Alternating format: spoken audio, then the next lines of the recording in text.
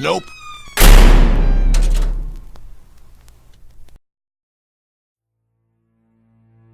Vampires.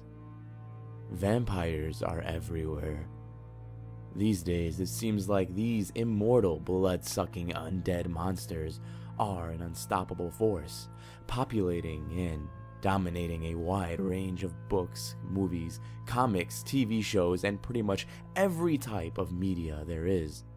As insanely popular as they are, in modern times, there are few people who actually believe in the literal existence of vampires. To most of us, these are creatures purely of film and literature, yet this was not always the case. The modern-day image of vampires as charismatic and sophisticated gentlemen that we are most familiar with was mostly created in 18th century Europe. However, the world has a very long history of blood drinking, or flesh-eating spirits and demons, and in many cultures these specters of the night were long thought to be very real indeed. These undead revenants were said to prowl the night of New England as recently as the 19th century. Legends of vampires in the New World had their start in the Old. Since at least the medieval period, vampire-like creatures have featured in the local folklore of many areas of Europe, most notably in remote, rural areas.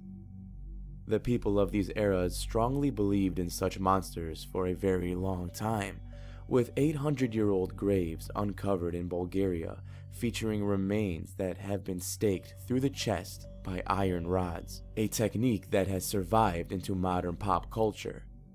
These ancient vampires were not always necessarily human in appearance, and were often depicted as supernatural demons that drank the blood of the living. Such creatures went by a plethora of different names over the centuries, depending on the culture or even the region, with the specific term vampire not coming into usage until the 1600s. It was not until the 17th and 18th century that the idea of vampires as dead people rising up through dark forces took hold. Such myths originated mostly in Eastern Europe. The vampires of these days were typically described as the dead who had returned to life through supernatural forces and prowled the night to drink human blood, only to return to their graves before dawn. The graves of suspected vampires were routinely dug up in order to destroy the creatures and end their rampage. It was widely believed that those who had been fed off by a vampire would grow weak, pale, and subsequently die. After dying, they would end up becoming vampires themselves, thus continuing the cycle of evil. As such, the graves that were being targeted were not only of alleged vampires, but of their alleged victims as well. The targeted attacks were said to be on the neck or the stomach, so any suspicious wounds in these areas were often seen as evidence of vampiric activities. Another sure sign of a vampire was the corpse. If it was bloated or was seeping blood from the mouth or eyes, it was typically a dead giveaway. Pun intended. If a grave was dug up and the corpse exhibited these features, the discovery would cause widespread panic in the surrounding areas. These legends of the Old World eventually found their way into the New World, and vampire superstitions grew in America just as it had in Europe. The spread of these traditions across the sea was most likely a result of the settlers of the New World bringing their ancient folklore with them, including that of vampires. Perhaps the earliest physical evidence of belief in vampires in America was found in 1990 in Griswold, Connecticut, where a grave was found with a gruesome discovery inside. The grave contained the bodies of farmers from the 1700s that were mostly normal, except for one exception. One of the corpses had apparently been decapitated and arranged in the position of a Jolly Roger 10 years after death. it was determined to not be the result of a grave robbery, since no valuables had been taken, and the other corpses had remained untouched. A similar disturbing find, dating back to the 1700s as well, was found in Jewett City, Connecticut, where 29 bodies were found to have been dug up and burned. It is believed that both cases originated with an attempt to destroy suspected vampires. Although there had been some amount of vampire lore going around America since the 1700s, such sightings and incidents began to occur with increasing frequency in the 1800s throughout New England, which resulted in an occasional mass panic and hysteria. Just as it had happened in Old Europe, corpses were sometimes dug up and desecrated in an attempt to destroy suspected vampires, with the traditional practices of burning, staking, removal of the heart, and beheading being the methods of choice. This period is now known as the New England Vampire Panic, and from that time, a few stories stand out.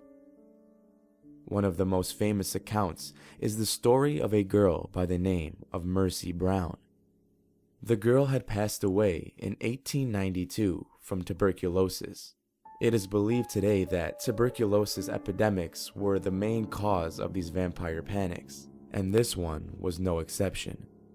A tuberculosis epidemic was causing Mercy Brown's family members to die off one by one. Other locals began to suspect the dark work of a vampire, and many reported seeing Mercy wandering around at night among graves or out in the farmland, even after she had supposedly died. Mercy's father decided to have her body dug up, as well as 2 other daughters who had died as well, in order to see if any of them had become creatures of the night. Although the bodies of her 2 sisters had decomposed into skeletons, Mercy's corpse was described as being in remarkably good condition considering how long it had been in the ground. In addition, Mercy's body had changed positions in the grave and even displayed a slight rosiness to the cheeks. Even stranger, when the girl's heart was examined, it was reported to have fresh blood inside of it.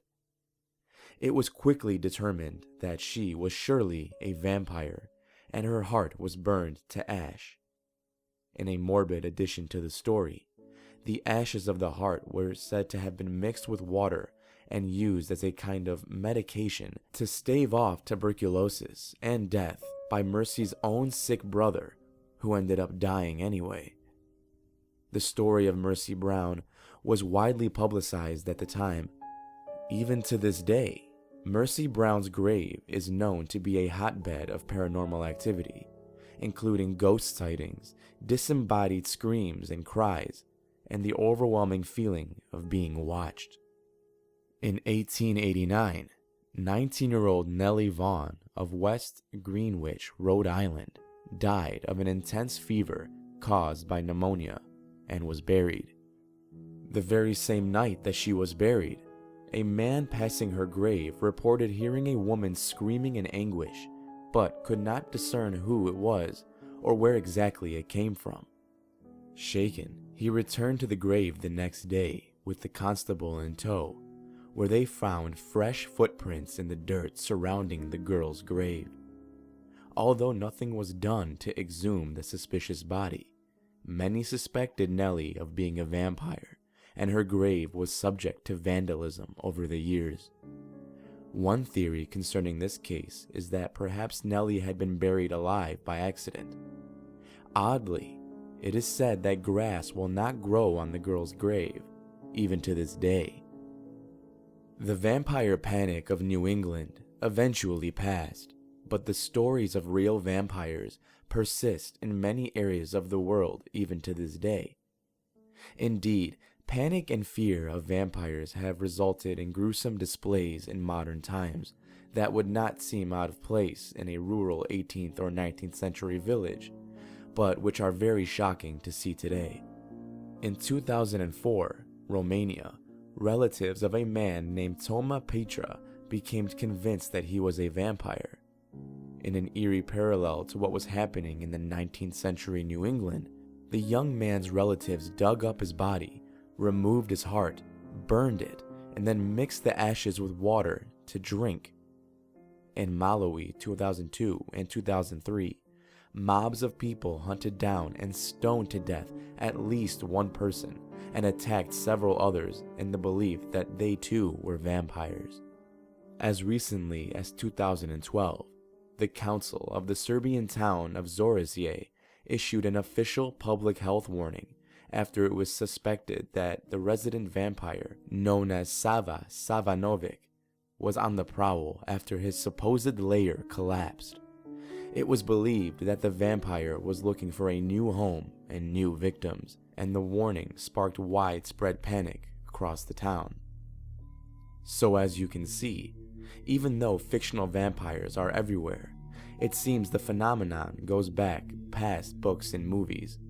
Vampires are still very real to some people, and human belief can be just as dangerous as any supernatural creature of the night. What about you? Are you Team Vampire? If so, be sure to check out Nope Too Creepy's shop on TeePublic, where you can find designs repping your team. Team Vampire, Team Werewolf, Team Clowntown, Team Witchcraft, whatever floats your boat, we got it at the shop. If you guys enjoyed this video, be sure to smack that like button down below and subscribe for future stories. Until next time everybody, stay safe out there. I'll see you in the next video.